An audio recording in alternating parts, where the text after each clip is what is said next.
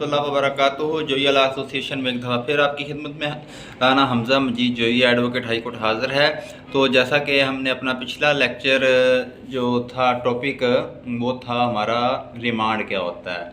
तो अब हम छोटा सा सिविल लॉ की तरफ आते हैं कि स्टे क्या होता है, कि जो लोग स्टे ले लेते हैं किस बुनियाद पर स्टे ले लेते हैं, स्टे क्यों लिया जाता है। फॉर एग्ज़ाम्पल एक घर है जिसमें दो भाइयों का हिस्सा है और एक भाई अपना घर फ़रोख्त करना चाह रहा है और दूसरा भाई ये नहीं चाहता कि उस घर को वो फ़रोख्त करे। तो एक भाई अदालत चला जाएगा जो ये नहीं चाहेगा कि घर फ़रोख्त हो, तो अदालत उसको स्टे दे देगी और फिर उनके दरमियान तकसीम जायदाद का इशू आ जाएगा। तो तकसीम जायदाद में फिर अदालत या तो जिस भाई ने अपना हिस्सा फ़रोख्त करना है उसको कहेगी कि इसको इतनी तुम पेमेंट ये तुम्हें दे देता है, तुम फ़ारग हो जाओ। अगर उस सूरत में उस भाई के पास उतनी पेमेंट नहीं है तो फौज ये फिर ये करेगा कि अदालत उस घर को फ़रोख्त करके दोनों को इक्वल अपना इनका हिस्सा दे देगी। अब आ जाते हैं ज़री ज़मीन की तरफ। फॉर एग्ज़ाम्पल किसी के पास 5 एकड़ ज़मीन है और 5 भाई हैं और सब ज़मीन मुश्तरका खाता है, वरासती ज़मीन है, बाप की तरफ से आई है, बाप को भी बाप की तरफ से आई है, किसी ने खुद नहीं परचेज़ की। अगर तो किसी ने खुद परचेज़ की है तो उसके ऊपर तो कोई बंदा स्टे ले ही नहीं सकता। हाँ, अब आ जाती है बात 5 भाई हैं और 5 एकड़ फॉर एग्ज़ाम्पल ज़मीन है, सबके नाम एक एक है, बाप फोत हो चुका है फॉर एग्ज़ाम्पल। तो अपनी ज़िंदगी में बाप उनके नाम पे ज़मीन नहीं लगा कर गया। तो अब या तो वो आपस में बैठ के ये डिसाइड कर लें कि इतना मेरा फ्रंट आता है, इतना मेरा फ्रंट आता है, ये एकड़ आपका, ये एकड़ आपका, ये एकड़ आपका।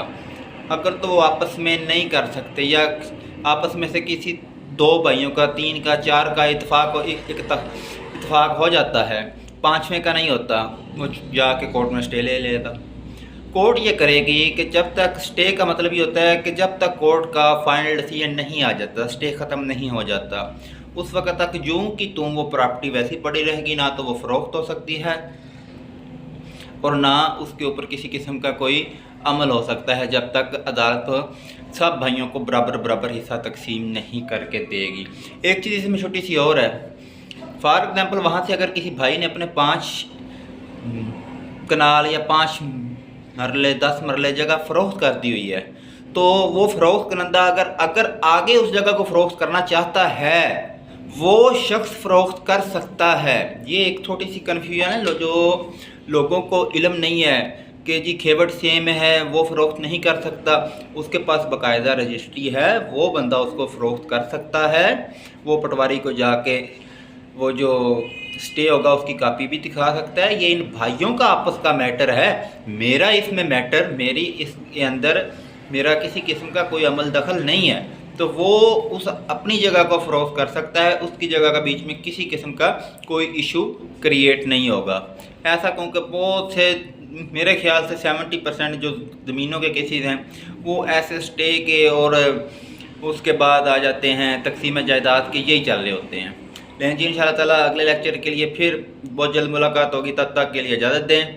आपका बहुत शुक्रिया, आप वीडियोस देखते हैं और अपना कीमती टाइम निकाल के और मुझे कमेंट्स भी देते हैं, कॉल्स भी करते हैं, SMS भी करते हैं। किसी भाई को, बहन को, किसी दोस्त को किसी चीज़ की समझ ना आ रही हो, स्टूडेंट को, उसके लिए भी मैं हाज़िर हूँ।